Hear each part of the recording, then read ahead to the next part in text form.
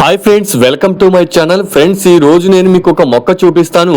ఆ మొక్కకి అసలు మరణమే ఉండదు ఫ్రెండ్స్. ఎటు తిరిగి అది మళ్ళీ మళ్ళీ జన్మిస్తూనే, అంటే మళ్ళీ అది చిగురొచ్చి జన్మిస్తూనే ఉంటుంది. అంటే అది సహజంగా ఎల్లప్పుడూ ఉంటుంది ఫ్రెండ్స్. ఒక్కసారి మొలిస్తే చాలు. అదే మొక్క నేను చూపిస్తున్నాను. దాని పేరు ఏంటంటే తిప్ప తీగ అని అంటుంటారు ఫ్రెండ్స్. మీరు చూడొచ్చు, ఇక్కడ నేను మీకు చూపిస్తాను. దీని యొక్క ఆకులు మనకు అచ్చం పాన ఆకుల్లాగా ఉంటాయి, కానీ వీటి యొక్క తీగలు చాలా విశేషం ఫ్రెండ్స్, చాలా ప్రత్యేకం ఫ్రెండ్స్. మీరు చూడొచ్చు, దీని యొక్క ఆకులు ఈ విధంగా ఉంటాయి. చూడండి, ఆకులు చూడండి ఫ్రెండ్స్, ఇక లవ్ షేప్లో అయితే కనిపిస్తూ ఉంటాయి అన్నమాట దీని యొక్క ఆకులు.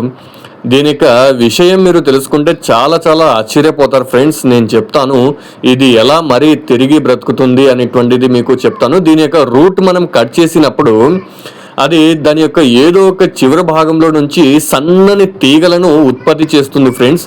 ఆ సన్నటి తీగలు భూమిలోకి పాతుకొని వెళ్ళి అది మరలా బలమైనటువంటి రూట్గా మారిపోతుంది ఫ్రెండ్స్. అప్పుడు బలమైన రూట్గా మారిపోయి భూమిలో ఉండేటువంటి పోషకాలను గ్రహించి ఇక మళ్ళీ చిగురేస్తుంది అనమాట. చిగురు వచ్చి అప్పుడు మళ్ళీ పండ్లను వేస్తుంది. ఆ తీగ ఇదే చూడండి ఫ్రెండ్స్. ఎప్పుడైతే ఎండాకాలం వస్తుందో అప్పుడు దాని ఆకులన్నీ కూడా ఎండిపోయేటట్లు తానే చేసుకుంటుంది. అంటే ఆకులలో ఉండేటువంటి రసం మొత్తం కూడా తీగ ఉత్పత్తి కోసం ఉపయోగించుకుంటూ ఉంటుంది. ఆ తీగ చూడండి, ఇదే ఎంత పొడుగుంది కదా.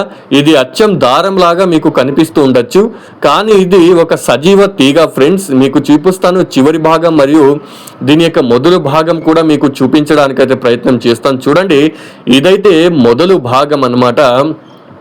ఇక్కడి నుంచి అయితే మొదలు అవుతుంది ఫ్రెండ్స్. ఇక చివరి భాగం వరకు మీకు చూపిస్తాను. చాలా పొడుగు, అంటే మొక్క ఇది పెద్ద చెట్లకు పాకుతుంది కదా.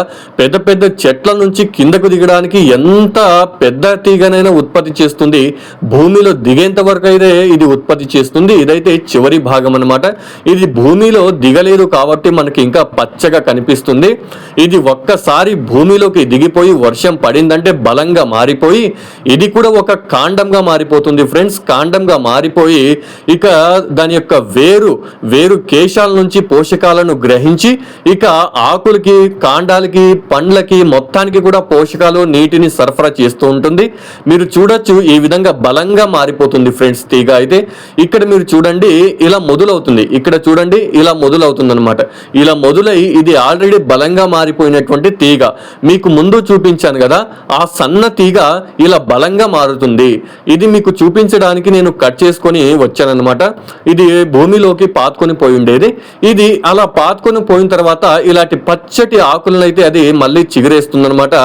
అప్పుడు మళ్ళీ సూర్యకిరణాలు పడగానే అది ఫోటోసింథసిస్ అంటే కిరణజన్య సంయోగ క్రియ జరుపుకొని దాని యొక్క పుష్పాలు కానీ ఫలాలు కానీ అన్ని చేస్తుంటాయి. దీనికి కూడా చూడండి, ఇక్కడ సన్నటి తీగ అనేటువంటిది ఉత్పత్తి చేసింది.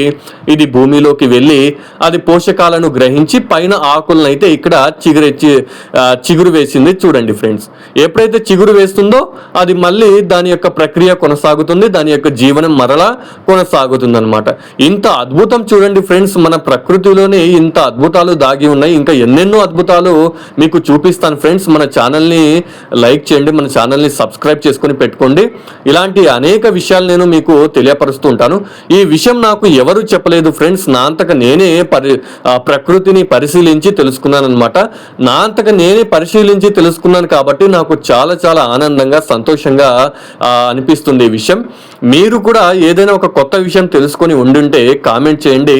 అలాగే మన ఛానల్ నచ్చితే లైక్ చేయండి ఫ్రెండ్స్, సబ్స్క్రైబ్ చేయండి ఫ్రెండ్స్. దయచేసి మనలాంటి వాళ్ళు కూడా సపోర్ట్ చేయండి ఫ్రెండ్స్. Thanks for watching.